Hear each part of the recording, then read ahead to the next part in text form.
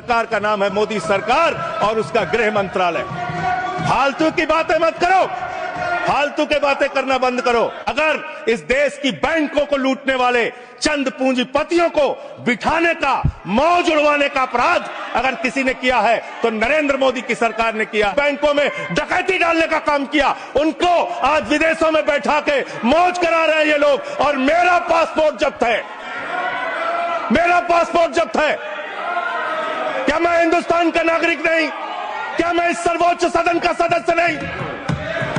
मैं member of parliament हूं, मेरा पासपोर्ट जब्त है। ऊपर भी मोदी जी, नीचे भी मोदी जी, ऊपर भी मोदी जी, नीचे भी योगी जी, ऊपर भी मोदी जी, नीचे भी हेमंत बिस्व शर्मा जी। चारों तरफ महामानव की सरकार महोदया, महामानव की सरकार। वो तो अवतार भी कहते हैं अपने आप को। अच्छा, बीएसएफ के पास है, एक बांग्लादेशी खड़ा होता है, उस बॉर्डर पे खड़ा होता है जहां बीएसएफ होती है, जहां गृह मंत्रालय होता है। छलांग लगाता है वो व्यक्ति, 50 किलोमीटर छलांग मार के सीधे ममता जी के पास पहुंच जाता है। कहता ममता जी आधार कार्ड दे दीजिए। विजय माल्या आएगा, तिहाड़ के बैरक में रहेगा, यहां पे उसका रोका जाएगा, यहां उसको सजा दी जाएगी। टीवी चैनल वाले खबर चला रहे थे और ये लोग भी बोल रहे थे विजय माल्या को लाएंगे। 9,000 करोड़ रुपए की लूट करने वाला विजय माल्या आज विदेशों में बैठ के चिल्ला रहा है। अमेरिका ने हाथ में हथकड़ी, पैरों में बेड़ी बांध के हिंदुस्तान की धरती पे पहुंचाया और आपको शर्म नहीं आई। आप हंस रहे थे, आप मजाक उड़ा रहे थे हमारे नागरिकों का। सरकार का पक्ष सुन रहा था और उनकी चिंताओं को सुन रहा था और इस बिल का मकसद जो उन्होंने बताया वो सुन रहा था। निश्चित रूप से महोदया, भारत की सुरक्षा सर्वोपरि है। राष्ट्र की सुरक्षा से किसी भी प्रकार का कोई समझौता नहीं होना चाहिए।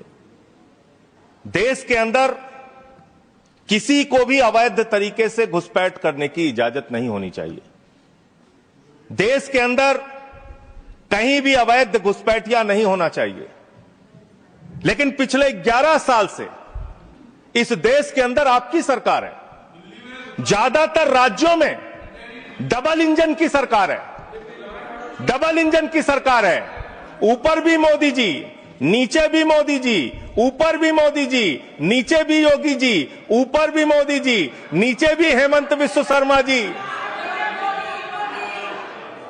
चारों तरफ महामानव की सरकार महोदया, महामानव की सरकार। वो तो अवतार भी कहते हैं अपने आप को। और उस अवतार की सरकार में घुसपैठ हो जा रही है। 11 साल से हिंदुस्तान के अगर किसी कोने में अवैध घुसपैठिया है, अवैध रूप से कोई नागरिक रह रहा है, तो उसके लिए सीधे तौर पे भारतीय जनता पार्टी की सरकार और प्रधानमंत्री नरेंद्र मोदी जिम्मेदार है, कोई दूसरा जिम्मेदार नहीं है। बॉर्डर की सुरक्षा महोदया किसके पास है? बॉर्डर की सुरक्षा गृह मंत्रालय के पास है। बीएसएफ लगी हुई है वहां पे। चीन घुसपैठ कर रहा है, हम लोग चिल्लाते हैं, बोलते हैं, आपको उसके बारे में बोलने की फुर्सत नहीं। गलवान घाटी में हमारे 20 जवान शहीद हो गए, लेकिन शर्म आती है उस चीन के साथ आपने अपना व्यापार बढ़ाने का काम किया है, हिंदुस्तान का रुपया उन तक पहुंचाने का काम किया है। देश के बॉर्डर की सुरक्षा आपके जिम्मे है। मैं बड़ा हास्यास्पद तर्क सुन रहा था, बहुत ही हास्यास्पद तर्क। यहां टीएमसी के हमारे मित्र बैठे हुए हैं, कह रहे थे बॉर्डर लगा हुआ है बंगाल के साथ, बॉर्डर लगा हुआ है आसाम के साथ, त्रिपुरा के साथ। उस समय कांग्रेस की सरकार थी, टीएमसी की सरकार थी, फला थी, ढिमका थी। आधार कार्ड बन गया, आधार कार्ड बन गया, इसलिए उसी आधार कार्ड ने सब गड़बड़ कर दिया। और उसी आधार कार्ड की वजह से एक बांग्लादेशी घुसपैठिया बंगाल से चला, आसाम से चला, त्रिपुरा से चला, झारखंड पार किया, बिहार पार किया, यूपी पार किया, दिल्ली आ गया। और ये बेचारे देखते रहे, इन्होंने कुछ नहीं किया। और मल्लिकार्जुन खड़गे जी भी बैठे हुए हैं, ये भी राज्य में मंत्री रहे हुए हैं। माननीय लोपी साहब, प्रमोद तिवारी जी भी राज्य में मंत्री रहे हुए हैं। इन दोनों से भी पूछ ले सरकार के लोग, ये भी आपकी मदद कर देंगे। किसी राज्य के अंदर कोई व्यक्ति आ गया तब उस राज्य सरकार की जिम्मेदारी होती है। लेकिन मुझे लगता है आजकल पूरा का पूरा गृह मंत्रालय सुपरमैन की पिक्चर देख रहा है, पूरे भाजपाई सुपरमैन की पिक्चर देख रहे हैं। और कैसे देख रहे हैं? 50 किलोमीटर की सुरक्षा बीएसएफ के पास है, बंगाल में 50 किलोमीटर की सुरक्षा बीएसएफ के पास है।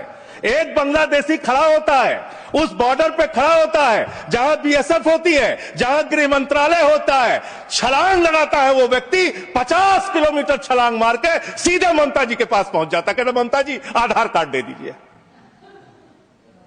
ये हो रहा है क्या?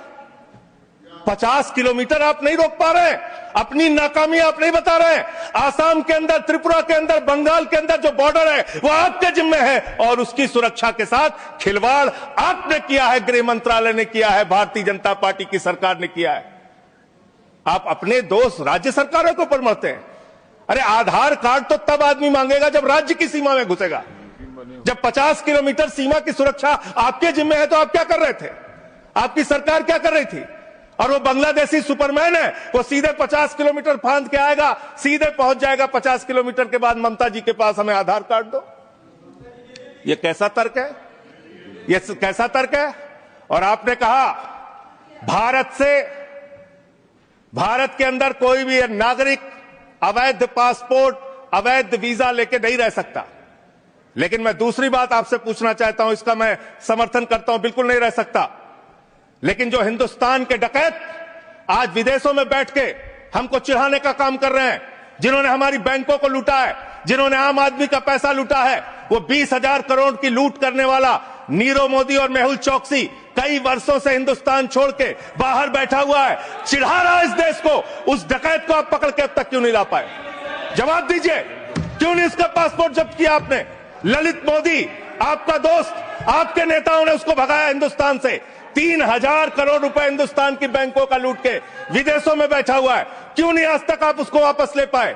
विजय माल्या 9,000 करोड़ रुपए हिंदुस्तान का लूट के, हिंदुस्तान के बैंकों का लूट के, हिंदुस्तान के आम आदमी का पैसा लूट के 9,000 करोड़ रुपए विजय माल्या विदेशों में बैठा हुआ है, आपको चिढ़ाता रहता है। तिहाड़ जेल की विषय पे ही बोल रहा हूं महोदया, विषय पे ही बोल रहा हूं, विषय पे इन्हीं लोगों से सीखा है, इन्हीं लोगों से सीखा है महोदया। वो Vijay Mallya, I am not yielding sir, I am not yielding madam, I am not yielding. मंत्री जी को बोलने तब दिया जाए जब मैं एल्ड कर रहा हूं। आई एम नॉट एल्डिंग मैडम। अगर बिल से बाहर ही बोल रहे हैं तो बिल से बाहर भी सुनने के लिए तैयार रहे। एकदम ठीक है, जब आपका मौका आएगा आप बोलिएगा। महोदया, हम लोगों ने टीवी चैनल पे खबर देखी, विजय माल्या आएगा, तिहाड़ के बैरक में रहेगा, यहां पे उसका रोका जाएगा, यहां उसको सजा दी जाएगी। टीवी चैनल वाले खबर चला रहे थे और ये लोग भी बोल रहे थे विजय माल्या को लाएंगे। 9,000 करोड़ रुपए की लूट करने वाला विजय माल्या आज विदेशों में बैठ के चिढ़ा रहा है। और एक ललित मोदी है, उसने कौन से देश की, संजय रावत जी, मुझे तो नाम में भूल गया, बानुआतू की नागरिकता ले लिया उसने कहा 1 करोड़ रुपए जमा करो, बानुआतू चलो, बानुआतू चला गया।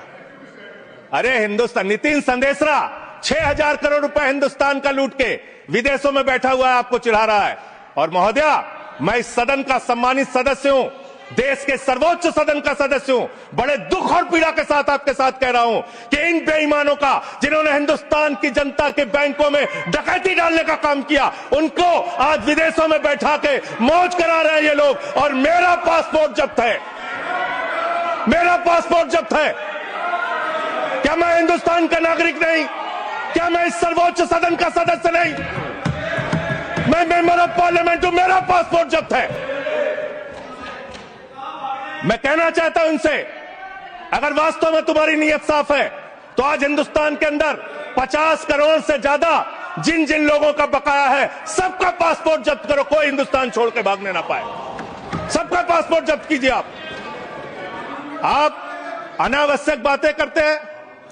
11 साल से आपकी राज्यों में सरकार, 11 साल से आपकी केंद्र में सरकार, और बांग्लादेशी घुसपैठिया आप नंबर नहीं बता पाते कितने भगाए आपने।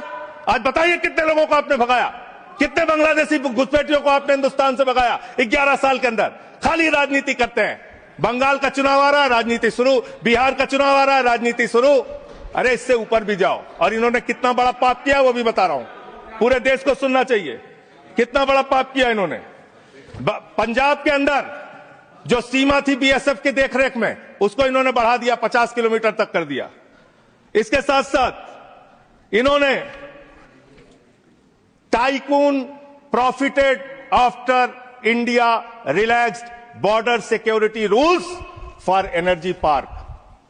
एनर्जी पार्क बनाने के लिए पाकिस्तान की सीमा में गुजरात के अंदर भारत की सुरक्षा कानूनों में रिलैक्स देने का काम इस अपराध इस सरकार ने किया है। अपने एक दोस्त को एनर्जी पार्क का ठेका देने के लिए, उसका फायदा पहुंचाने के लिए, उसका धंधा कराने के लिए, देश की सुरक्षा के साथ अपने दोस्त को फायदा पहुंचाने के लिए, अडानी को फायदा पहुंचाने के लिए आपने बॉर्डर की सुरक्षा पे, वहां के कानूनों पे रिलैक्स देने का काम किया।